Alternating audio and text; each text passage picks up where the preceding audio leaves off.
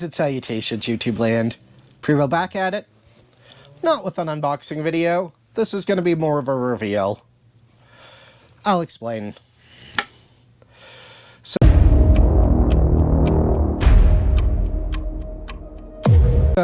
if you're involved in this hobby, the hobby of collecting autographs at all, you probably know OC Celebrity Marketing. They don't always have the best reputation. I haven't really had an issue with them. I've gotten some very good stuff from them. But I know their customer service isn't the best, and the owner, he was in a stressful situation when Pee Wee Herman died. Paul Rubens, who did Pee Wee Herman, died. Fans were bombarding him with comments because he was literally in the middle of a signing. He responded poorly, I fully admit. However, at the same time, working in customer service for too bloody long, I understand people can be dicks, especially when you're grieving. It isn't easy.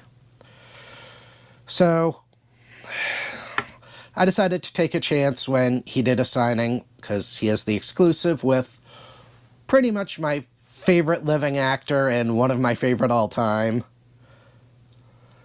And that is Mr. Tim Curry. So, I have several autograph promos of him.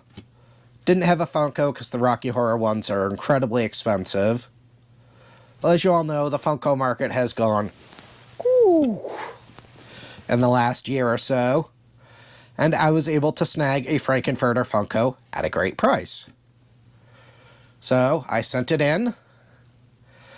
And there were a few mishaps along the way that I'll get into after, but I am going to finally reveal and wipe out a bunch of other stuff. My signed Frankenfurter Funko from Mr. Tim Curry. The Funko, I got it for right around $100, which not that long ago, this Funko by itself without his signature was going for over $300. We have both the Tim Curry sticker and the Beckett on the side there. So, double authenticated. I very much wanted this because, I mean, it's no secret, Tim hasn't been in the greatest of health. And I really wanted one of this character in particular before something I really don't want to think about happens, because I am not ready for a world without Tim Curry in it. So I ordered this. There's some minor damage on the Funko, but it's not very bad, and honestly, I just wanted it. And I think some of it was, honestly, from me, so. The story of getting this gets kind of crazy, so I'm going to go into that, and I'll give you my thoughts on OC as well. So took me a bit to find this Funko. Like I said, it's pretty rare at this point, and a lot of people had it just sky high still. I got it, found one at a price I was willing to pay, got it in, it got delayed in shipping.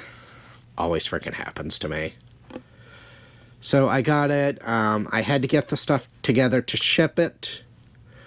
I was cutting it close on the deadline. My plan had been to ship it either UPS or FedEx, but I had a senior moment, I guess you'll call it, and FedEx changed locations in my city. I forgot about it, drove past it. So, didn't want to turn around, I was short on time, so I just shipped it USPS. We shall call that mistake number 1. I live in New Hampshire. OC, at least where this was being shipped to, is located in Tennessee. Feel free to look at a map of the US right now. It might help if you're weak on geography. The Postal Service, for reasons I cannot fathom, sent the package to Montana. There is thousands of miles between Tennessee and Montana. It is quite the distance. I think it is actually further from Tennessee to Montana than it is from New Hampshire to Tennessee. So the package ended up getting to them, to OC, past the signing date. I do not hold OC responsible for that at all, obviously. Not their fault. As soon as I realized the package was going to be late, I sent them a message, let them know.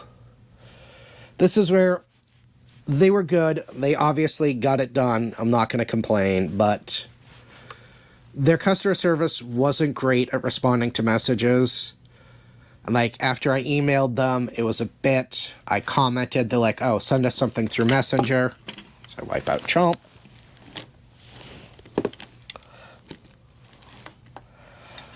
Sorry, Hogan has just been so unbalanced lately. Anyway, I send the messages and, it was, okay, we'll look into it.